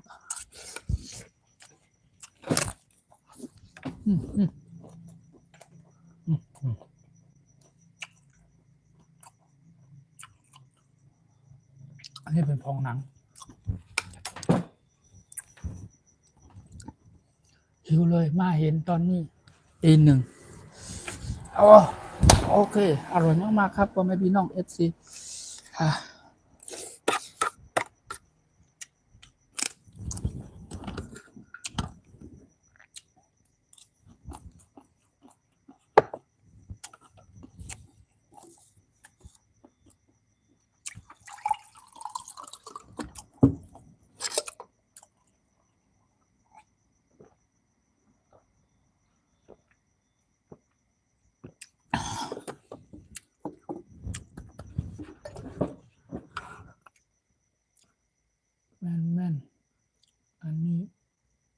คืออะไรเหรอแป๊บนึงแผ่นอันนั้นคืออะไรเหรอเดี๋ยวผมจะยกให้ดูนี่ครับแผ่นอันนี้นะครับนี่ที่ว่าเป็นแผ่นนี้ใช่ไหมครับนี่ผมจับให้ดูเลยอันนี้แผ่นนี่ก็คือเป็นหนังควายนะครับหนังควายทำมาจากหนังควายแห้งนะครับเขามาขูดเอาเฉพาะหนังข้างในเนาะหนังอ่อนๆหนังควายนะแล้วก็เขาจะนำมาเป็นเขาจะเรียกว่าทำเอากลับมาเป็นพองหนังพี่น้องคนไทยชาวไทยอย่าเรียกว่าพองหนังนั่นเองครับเป็นหนังควายนั่นเองนะครับอร่อย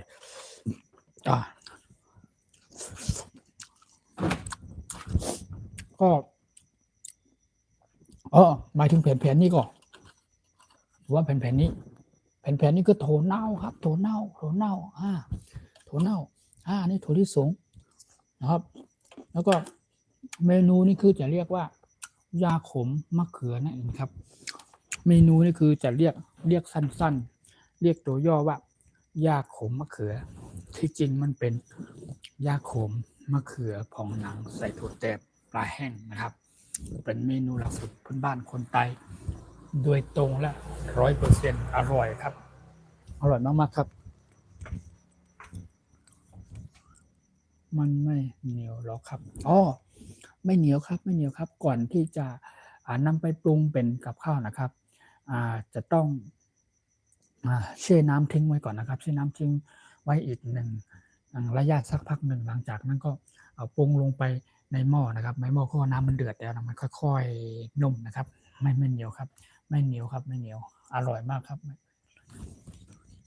เมนูนี้นะครับถ้าเกิดว่า FC พ่อแม่พี่น้องท่านใดนะครับนี่แหละครับที่ผมอยากให้FC พ่อแม่พี่น้องทุกภาคส่วนนะครับไม่ว่าจะเป็นพี่น้องคนไทยคนเมืองพี่น้องคนภาคใต้ภาคเหนือภาคกลางนะครับครับนี่แหละครับพี่น้องด้วยเฉพาะพี่น้องต่างชาตินะครับผมในฐานะที่เป็นช่องคนไทยหรือช่องไทยช่องทำกับข้าวเมนูพื้นบ้านคนไทยผมก็อยากให้พ่อแม่พี่น้อง FC ต่างถิ่นต่างแดนหรือว่าคนที่ไม่เคยได้เห็นไม่เคยได้รับชมนะครับอยากให้มารู้จักกับข้าวเมนูพื้นบ้านคนไทยนะครับอันนี้นะครับอันนี้เป็นมีปลาแห้งด้วยมีรากชูมีเห็ดหูหนูมีแคบหมูแล้วก็มีมะเขือมีถั่วแตบแล้วก็มีตะไคร้เครื่องปรุงก็ตะไคร้มะเขือเทศต่างๆนะครับแล้วก็มีรากชูด้วยนะครับแล้วก็มีผ่องหนังหญ้าโขมข้ามาหญ้าโขมก็จะออกนี่พอมาให้หญ้าขมเนี่ยหญ้าขมมันจะออกที่มันเป็นเนี่ยอันนี้หญ้าขมไม่เป็นใบไม้ที่ไปตามหาตามป่าตามเขาบนดอยนะครับมันไม่ใช่หาได้ง่ายๆครับมันเป็นอันนี้ก็มีปลาแห้งด้วยปลาแห้งเมนูนี้อร่อยครับอร่อยมากๆครับอร่อยครับขอบคุณมากเนอะขอบคุณจากอยากให้ทำคลิปสอนทำไว้ก็ดีนะครับน่ากินมากโอเคนะครับก็มันจะมีคลิปวิดีโอนะครับคลิปวิดีโอที่ผมได้อัปโหลดลงไปไว้นะครับก็เป็นเมนูหลักสูตรนี้เช่นกันนะครับสอนวิธีการทำตั้งแต่ตอนแรกจนจบนะครับอันนั้นก็จะมีคนเฒ่าผู้ชำนาญการทำอาหารปั้นคนไทยของเราผู้ช่วยผมมือซ้ายหรือมือขวานั่นเองนะครับก็เพื่อจะแปลงกับข้าวหลักสูตรอันนี้โดยตรงนะครับก็เรียกว่ายาโคมมะเขือพองหนังนะครับก็สามารถกลับเข้ามาหรือว่าสามารถเข้าไปดูคลิปดูอะไรย้อนหลังได้วิธีการทำหลักสูตรนี้ต่างๆนะครับก็อยู่ในนู้นหมดเลยนะครับในส่วนของวันนี้ผมอยากจะกินผมอยากจะมาทำให้พ่อแม่พี่น้อง FC ได้เห็นแบบสดๆร้อนๆแล้วก็ได้เห็นแบบนี้เลยเห็นชัดๆเลยว่าทำอย่างไรต้มอย่างไรแกงจะได้ปรุงด้วยอะไรบ้างนะครับวัตถุดิบที่จะต้องเตรียมจะต้องใส่มีอะไรบ้างนั่นเองนะครับผมก็มานั่งไลฟ์สดหรือพูดคุยทักทายผ่านทางช่อง YouTube นี่นั่นเองนะครับไลฟ์สดจะได้เห็นทุกท่านทุกคนจะได้เข้ามาเป็นกำลังใจให้เนาะพ่อแม่พี่น้องทุกท่านทุกคนนะครับโอเคขอบคุณมากเนอะ FC จากทุกท่านทุกคนแล้วก็โดยเฉพาะพี่น้อง FC ที่คอมเมนต์ทักทายถามเข้ามาขอบคุณมากยินดีต้อนรับแล้วก็สวัสดีทุกท่านทุกคนนะครับ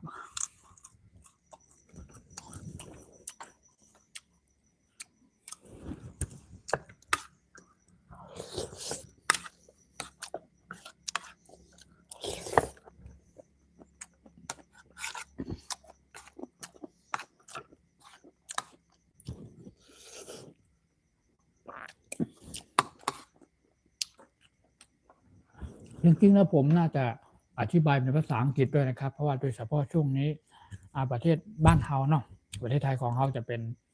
ช่วงเมื่อค่ำเมื่อคืนดึกแล้วนะครับก็อาจจะมี FC จากบ้านเฮาเพิ่นหลับเพิ่นนอนกันเนาะแต่ว่าถ้าเป็นแถวต่างประเทศนะครับก็จะเป็น daytime เป็นตอนกลางวันเปิ้นเนาะเปิ้นอยากจะเข้ามาทักทายพูดคุยเปิ้นอยากจะเข้ามาติดตามรับชมให้แต่เปิ้นฟังไม่ค่อยรู้เพราะผมส่วนมากผมจะพูดแต่ภาษาภาคกลางภาษาไทยนั่นเองนะครับแล้วก็จะมี FC ต่างชาติผมเชื่อว่าจะมี FC จากประเทศต่างๆที่เป็นชาวอังกฤษหรือว่าทาง US อเมริกาที่เพิ่นมาติดตามรับชมผมอยู่เป็น FC ผมของผมอยู่นะครับก็จริงๆผมอยากจะอธิบายเป็นภาษาอังกฤษนะครับ English ได้นิดหน่อยครับ I can a little bit English นะครับไม่สามารถที่จะอธิบายได้เยอะขนาดนั้นครับจริงๆผมอยากจะอธิบายรายละเอียดเลยนะครับเป็นภาษาอังกฤษเนาะแต่มันก็อย่างว่ามันไม่ได้นะมันเป็นภาษามันไม่ใช่ภาษาเฮาภาษาที่ยากอยู่นะครับก็ครับในส่วนของพี่น้องคนไทยชาวไทยใหญ่ครับเช่นกันนะครับผมก็ส่วนมากผมจะพูดเป็นภาษาไทยเนาะนะครับภาษาบ้านผมก็จะพูดผสมผสานกันลงไปค่ะเนาะผมเป็นพี่น้อง FC กูก็ยินโจมค่าหมายส่งที่ว่าเป็นปันแห้งค่าหมายส่งค่ะ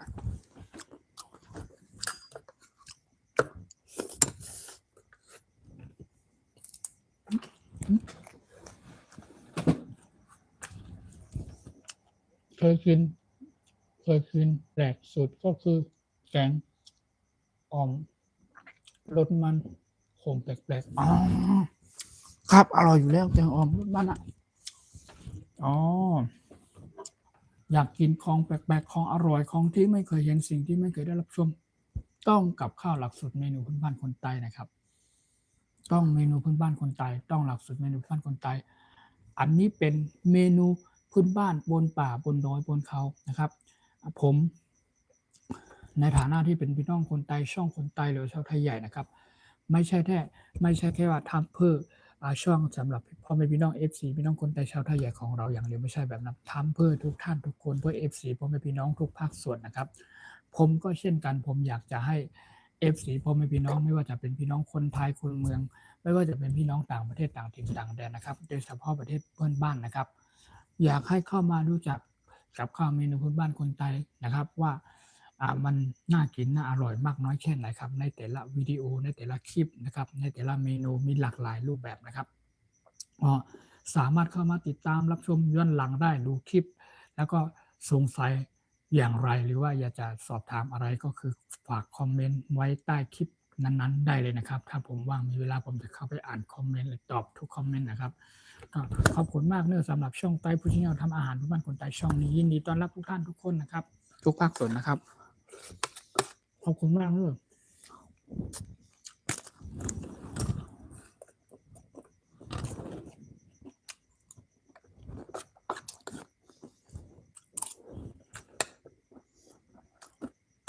ตอนนี้มันดึกแล้วเนาะตีหนึ่งครึ่งแล้วจะครึ่งแล้วFG จากประเทศไทยของเฮาเนาะน้องบ้านพื้นบ้านเฮาเนาะคนบ้านเฮาหลับกันหมดแล้ว everything everyone everyone have a good dream แล้วหรือว่า dream นอนแบบเต็มที่แล้วก็ฝันละแล้วก็ยังมีพ่อแม่พี่น้อง FC ต่างประเทศนะครับ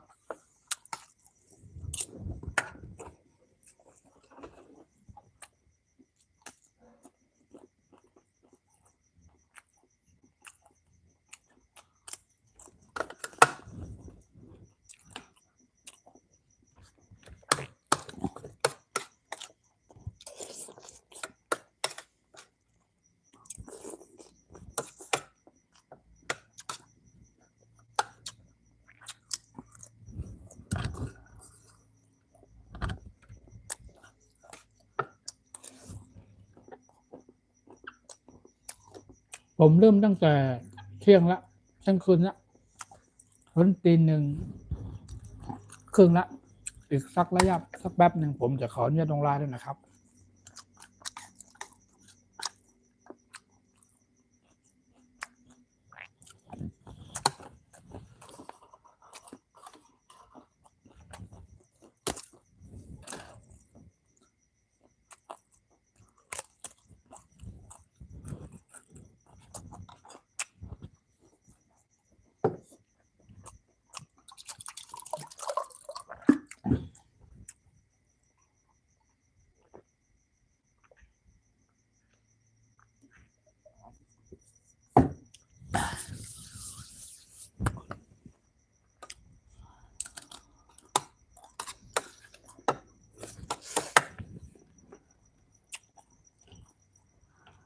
อันนี้เห็ดหูหนู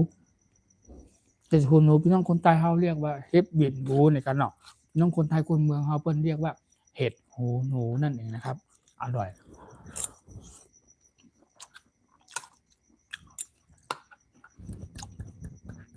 Thank you so much. Thank you for your comment. Thank you everyone. Thank you. Thank you for your follow ครับ everyone. Thank you so much. Thank you.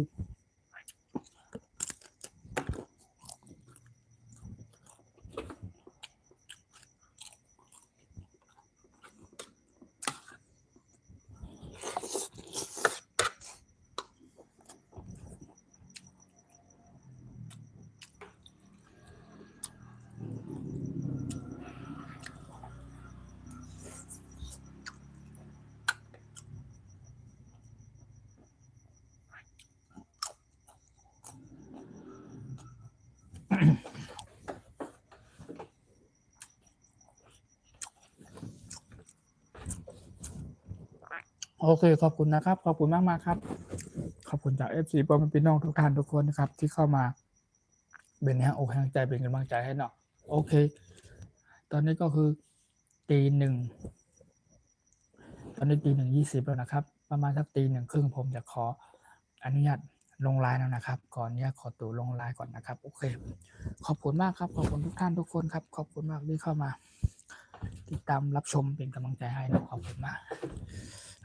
คำว่าเราเป็นแห้งอกแห้งใจเป็นหัวแห้งใจให้กันเป็นแห้งอกแห้งใจให้กันพ่อแม่พี่น้องทุกท่านทุกคนนะครับ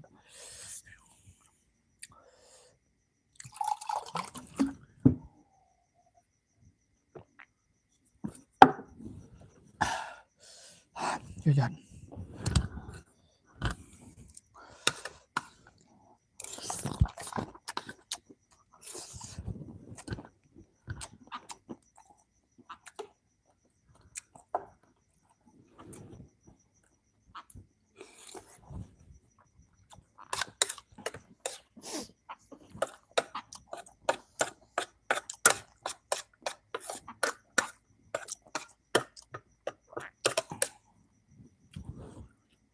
Thank you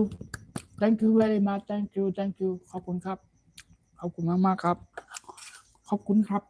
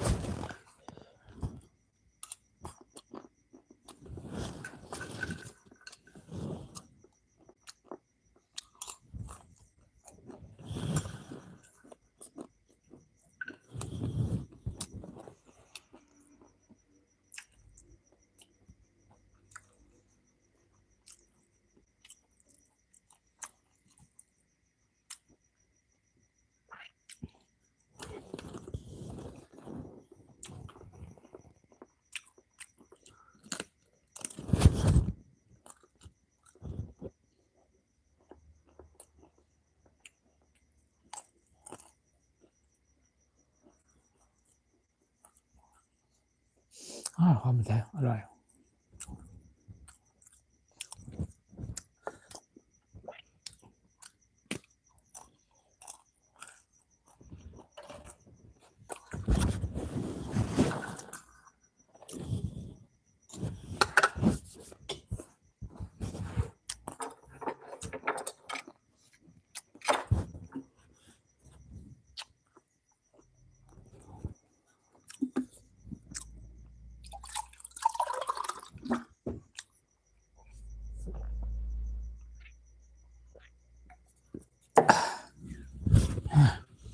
โซกูดนะครับ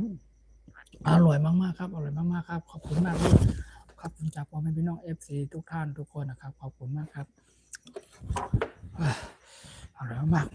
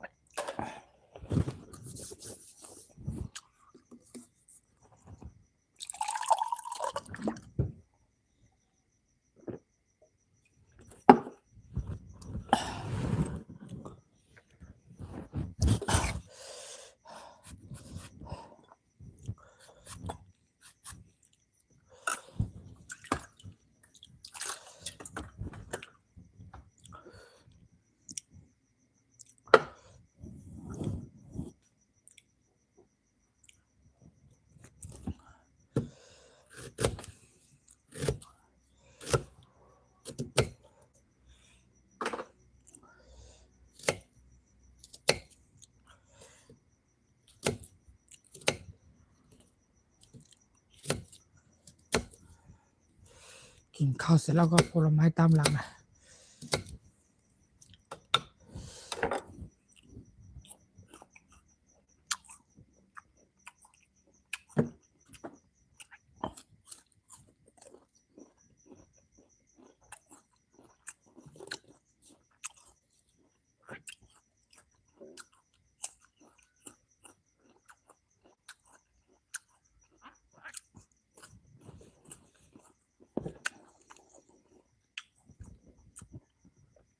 หมากกาให้หวานในหมากกาเนี่ยหมากฝรั่งนะหมากฝรั่งเขาเรียกว่าฝรั่งไม่ใช่หมากฝรั่งนะฝรั่ง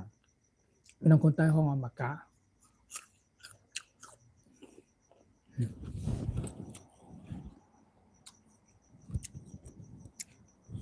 ของที่ชอบเลย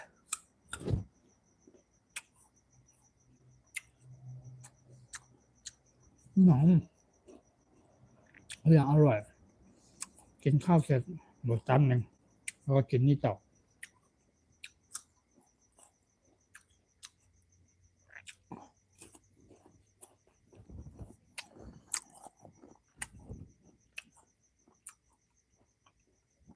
ขอบคุณครับเดี๋ยวจะขอตัวลาไปก่อนนะครับขออนุญาตลงไลน์ก่อนนะครับบ๊ายบายทุกท่านทุกคนนะครับ everyone thank you so much thank you bye bye my FC everyone thank you okay thank you for your follow ครับ thank you for your comment thank you very much thank you everyone I come to see you again next day นะครับ my FC everyone thank you ขอบคุณมากครับไปมาพูดคุยทักทายกันใหม่นะครับในวันถัดไปนั่นเองนะครับพ่อแม่พี่น้อง FC ทุกท่านทุกคนนะครับผมจะขออนุญาตลงไลน์ก่อนนะครับ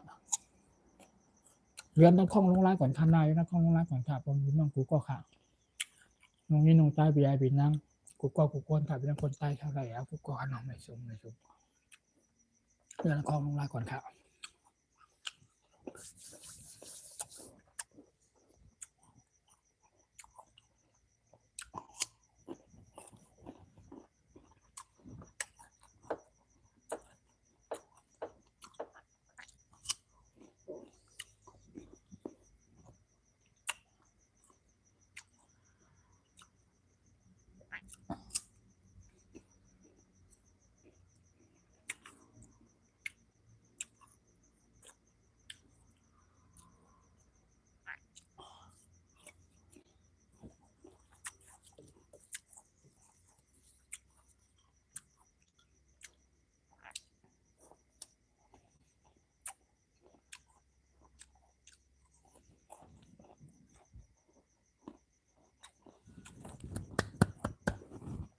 บายบาย everyone บายบาย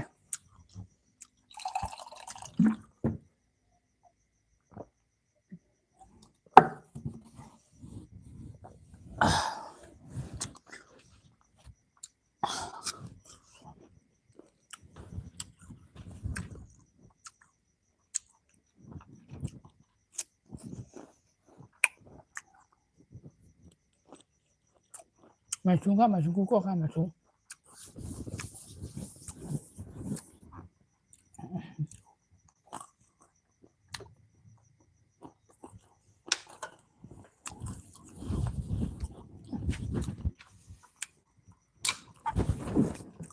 โอเค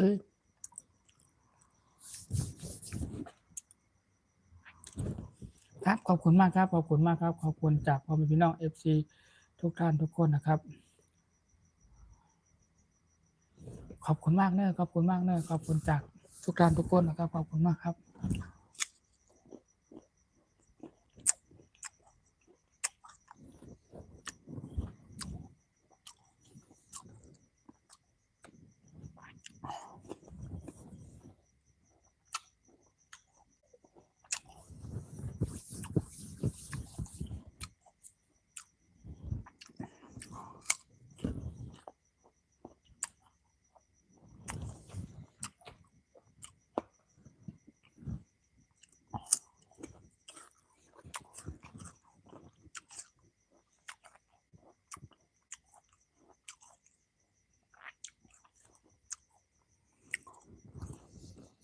ขอบคุณครับบายบาย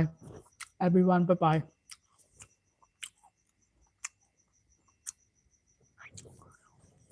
บายบาย see you again my FC everyone see you again for today Wednesday tomorrow Friday Thursday tomorrow ก็คือวันนี้แหละครับโอเค tomorrow หรือว่าพรุ่งนี้นะครับ Happy Thursday everyone เนาะไม่สูงก็ค่ะไม่สูงในวันเมื่อนั่นแหละเมื่อพวกก็เป็นวันพฤหัสค่ะแล้วก็เป็นวันที่20เดือนที่11ก็คือ November นะครับเนาะแล้วก็2025 to 25เนาะโอเค2025นั่นเองนะครับเอาเป็นว่าพูดคุยทักทายกันใหม่ในวันถัดไปกันนะพ่อแม่พี่น้องกูก็ค่ะใหม่ส่งกูก็ค่ะสวัสดีครับสวัสดีทุกท่านทุกคนนะครับ Hi everyone bye bye thank you so much thank you thank you everyone my FC from everyone and from Cambodia and Laos and from Vietnam and from Malaysia and Singapore and Korea, Japan, China, Hong Kong, and for everyone. No, thank you, my FC from US อเมริกานะครับแล้วก็รัสเซีย and ตุรกีเยอรมนี and แคนาดานิวซีแลนด์นะครับแล้วก็มีทางประเทศอินโดนีเซียนะครับที่เป็น FC จากประเทศต่างประเทศนะโอเค FC จากเขาเรียกอาหรับนะครับหรือว่าอิสราเอลหรือว่า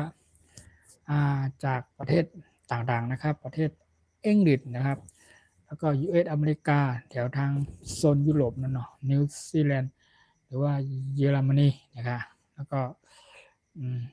แคนาดานี่เนาะแถวต่างประเทศที่มี FC จากประเทศเพื่อนบ้านในประเทศต่างๆที่เป็นฝรั่งชาวฝรั่งครับ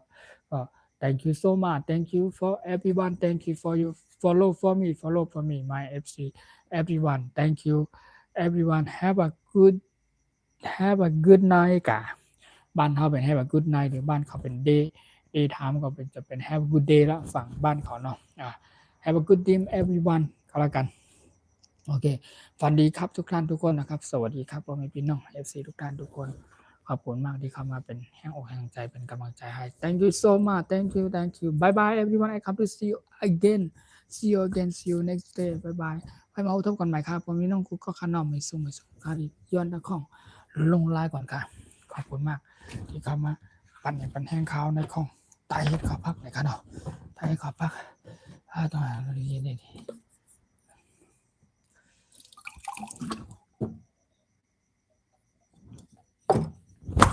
โอเคบายบายeveryone ขออนุญาตลงไลน์ก่อนครับขออนุญาตลงไลน์ก่อนยังอยู่7 people 8 people เข้ากดไลค์ปันแห้งอกแห้งใจของเขาช่องใต้เฮ็ดเขาพักนะครับช่องใต้เฮ็ดเขาพักนะครับช่องใต้เฮ็ดเขาพักหรือว่าใต้พุชชแนลนะครับใต้พุชชแนลนี่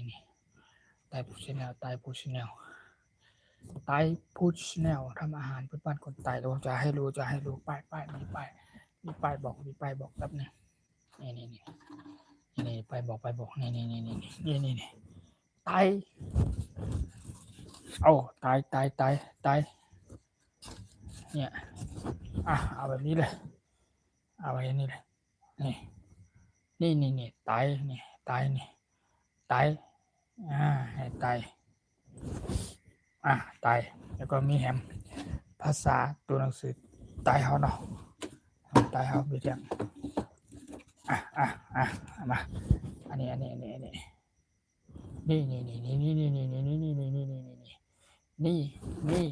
ไต้โอเคสวัสดีครับพ่อแม่พี่น้องทุกท่านทุกคนใต้อันนี้ใต้เหลือง yellow green สีเขียวเดอขาววงกลมนี่ประจำวงกลมนี่ไต้ less ในสีแดงนี่กันเนาะแล้วก็มี Thailand ธงชาติไทยของเราโอเคในทุกท่านทุกคนนะครับขอบคุณมากที่เข้ามาเป็นแห่งอกแห่งใจเป็นกำลังใจให้นะครับขอบคุณมากครับพ่อแม่พี่น้องทุกภาคส่วนนะครับ everyone